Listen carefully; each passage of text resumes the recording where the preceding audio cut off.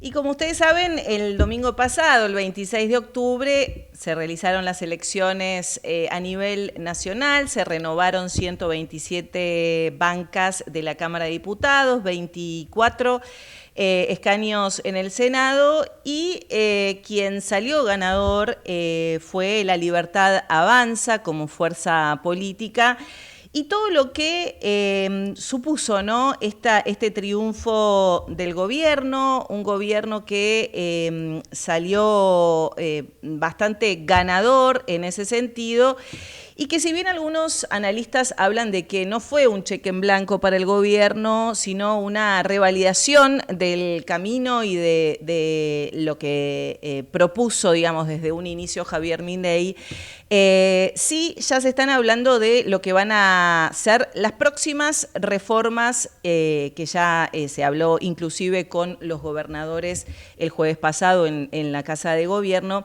Y por eso, para hablar de la Argentina que se viene en materia de reformas, en materia de lo que dejó, ¿no? estas elecciones, los que dejaron estas elecciones, vamos a hablar con el analista de la opinión pública y también sociólogo de la Universidad de Buenos Aires, Sebastián Alperín. ¿Cómo estás, Sebastián? Buenas tardes. Hola, Anabela, un gusto escucharte. ¿Cómo estás? Bien. Bueno, ¿qué podemos analizar de estas elecciones que digo, no, nos dejaron mucho, ¿no? Para poder hacer una lectura y también para pensar en lo que se viene. Si bien algunos hablan de que esto no es un cheque en blanco, ¿no? Para el gobierno, sino empezar a pensar en una segunda etapa del gobierno de Javier Milei. ¿Vos cómo lo ves? A mí me parece que hay dos claves que ahora con la perspectiva que ya mañana vamos a tener de una semana de resultados para pensar la elección, que a mí se me ocurren que una es el a pesar de, es decir, ganó Milei a pesar de una economía que no arranca, a pesar de las críticas que atraviesan a buena parte de su electorado respecto a la falta de empatía, sensibilidad con cuestiones que son transversales, como el tema de el ajuste en materia de educación y salud pública, discapacidad, Garrahan, jubilados, y a pesar de todos los hechos y las denuncias de corrupción que ocurrieron durante este año. Y digo, a pesar de todo eso, la gente le, como vos bien destacabas en la introducción, le renovó el crédito, ¿no?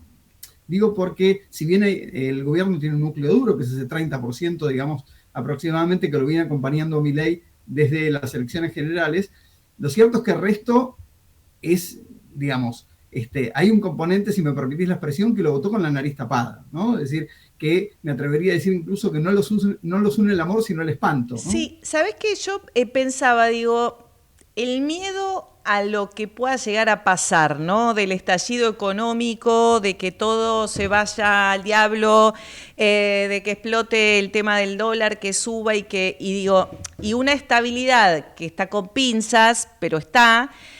Eso también motivó, ¿crees vos, al voto, digamos, que le dieron a Milei? El otro componente que te iba a decir, además de la pasada, es el miedo. Y yo Ay, otros temores que están en juego y que aparecieron claramente en la elección. Uno tiene que ver con el temor a el regreso al pasado, que se activó con mucha fuerza a partir del resultado de las elecciones del 7 de septiembre en provincia de Buenos Aires. Ojo que viene el cuco, y la verdad que creo que el gobierno lo utilizó a lo largo de su campaña y pregnó, digamos, esto lo decía el otro día Andrés Malamud, en un electorado que hoy tiene un porcentaje mayor de anti-kirchnerismo que los que adhieren a ese modelo.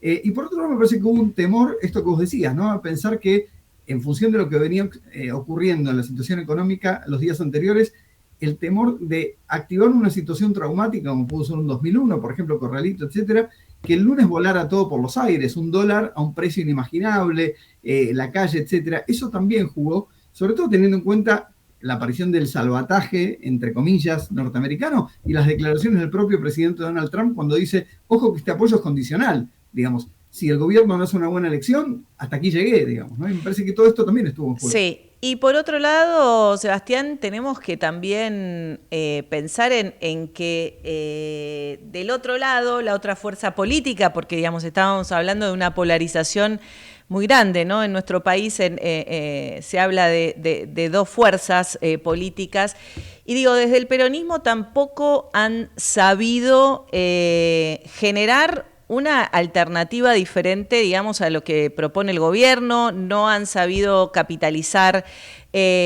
o hacer una campaña atractiva al menos, ¿no? Y ya empezamos a ver también las peleas entre Cristina y Axel Kicillof, el gobernador de la provincia de Buenos Aires. O sea que, digamos, se sigue rompiendo, ¿no? También internamente el peronismo. Me parece que ahí hubo dos cosas. Algo que como vos bien destacabas, que atraviesa todo el panperonismo, que a mi juicio se recostó en una suerte de zona de confort, ¿no?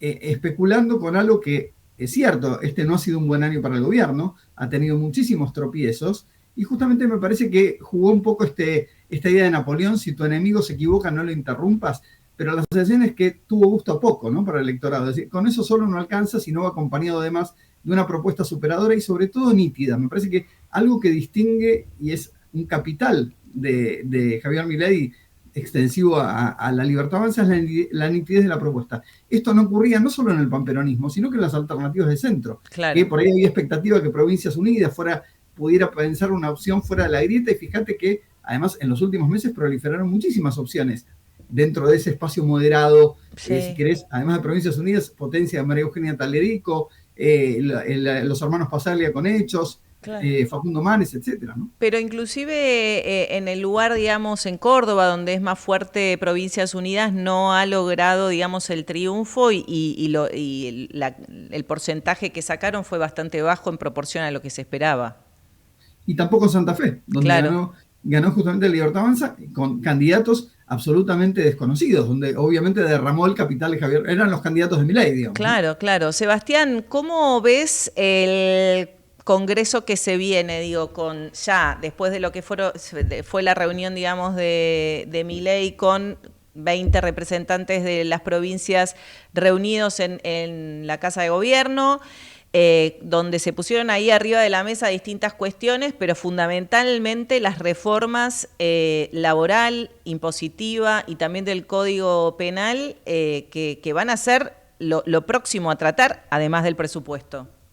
Me parece que está en una suerte donde tanto el gobierno como con los gobernadores, legisladores de la oposición, yo diría, se están midiendo, ¿no?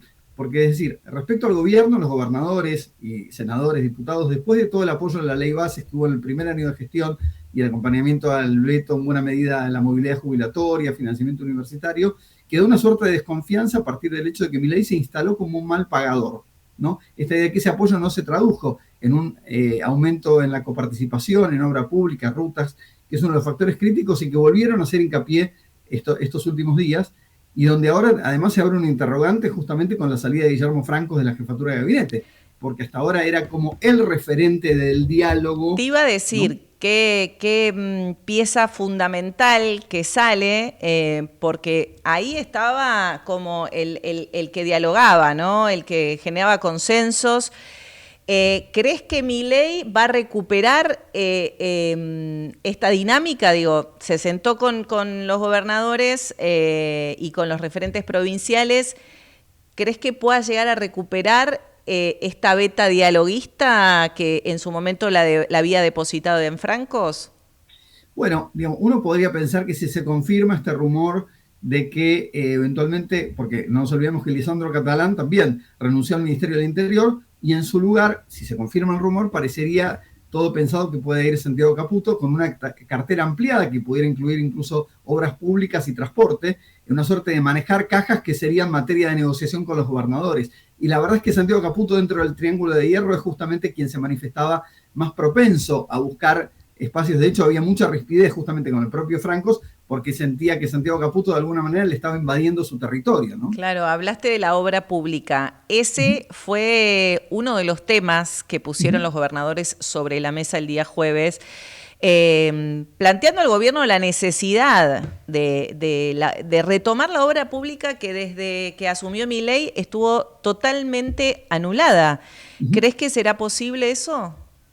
Bueno, esa es la pregunta, porque lo cierto es que en términos de cajas no sobra nada, y recordad que cuando el gobierno se manifestó contra los degenerados fiscales, el nido de ratas, que planteaban un presupuesto irresponsable, bueno, la pregunta es, ¿cambió Milei, se serenó? O la otra pregunta que surge es, ¿o se le está pidiendo a Milei que no sea Milei? Bueno, esto es lo que creo que los mercados, el círculo rojo y la ciudadanía en general está esperando develar en las próximas semanas. Uno, hay que darle algún crédito respecto a que su discurso del domingo anoche fue bastante componedor. Estos días en la reunión con los gobernadores incluso se comprometió a visitar las provincias, a hacer reuniones de gabinete del interior, que también era algo que le facturaban, ¿no? Sí, que bueno, muchas puertas abiertas después de lo que fueron las elecciones, muchas incógnitas, al menos todavía se va, según trascendió, todas estas reformas van a tratarse en sesiones extraordinarias, ¿no? Después del el 10 de diciembre. Bueno, de hecho, sí, justamente el presidente me parece que lo que está haciendo es tratar de aprovechar ese momentum y ese resultado inesperado que, como bien destacaba, justamente recién leía que Franco pensó incluso con el centro de cómputos que pudiera haber algún error, porque no se la creía, y mucho menos el resultado de la provincia de Buenos Aires, después de tan solo 6 semanas donde había cambiado tanto, más allá que del componente sui generis de una elección provincial, y esta elección nacional, pero hubo también un componente plebiscitario fuerte que a mi juicio estuvo presente en los dos comicios, ¿no? Qué llamativo, ¿no? Lo que fueron los resultados en la provincia de Buenos Aires, perdiendo Fuerza Patria ahí, con un candidato como el de La Libertad Avanza, que como es Santilli, que hizo en realidad campaña con su figura en las últimas 2 semanas previas a las elecciones. La verdad que llama la atención, evidentemente tampoco el candidato de Fuerza Patria era tan atractivo para los votantes, o al menos eso se dejó entrever. No, pero es cierto, y además hay que decir que desde el propio espacio libertario había mucha resistencia a la candidatura de Espert antes de todas las denuncias respecto a su vínculo con Fred Machado y todo, porque justamente no lo veían como alguien que pudiera interpelar al electorado blando ese que es tan fundamental. Pero bueno, vos hablabas cómo queda la composición del Congreso. Lo cierto es que ahora el gobierno tiene un escenario mucho más favorable al que hubiera pensado antes del domingo, pero así todo no le alcanza. Digamos, la negociación se impone y va a tener que ampliar. Y bueno, ahí esta es la pregunta, digamos, ¿cuánto va a pesar en Milei el pragmatismo respecto a esta idea de la naturaleza, como dice el cuento del escorpión y la rana, ¿no? Sí, nos vamos a quedar con esa incógnita, vamos a seguir de cerca, por supuesto, todo lo que se viene, ¿no? En nuestro país, que es mucho y que siempre nos tiene siempre activos, mirando, atentos y nunca tranquilos y despreocupados. Esa es una constante, lamentablemente, a veces en la historia de nuestro país, porque la estabilidad, ¿cómo nos cuesta, no? Conseguirla. Y bueno, acá estamos, siempre dándole pelea. Sebastián, gracias por tu tiempo, gracias por tu mirada, por tu análisis. Y bueno, próximamente vamos a estar llamándote para seguir, ¿no? Con esto, a ver qué se viene para adelante en nuestro país.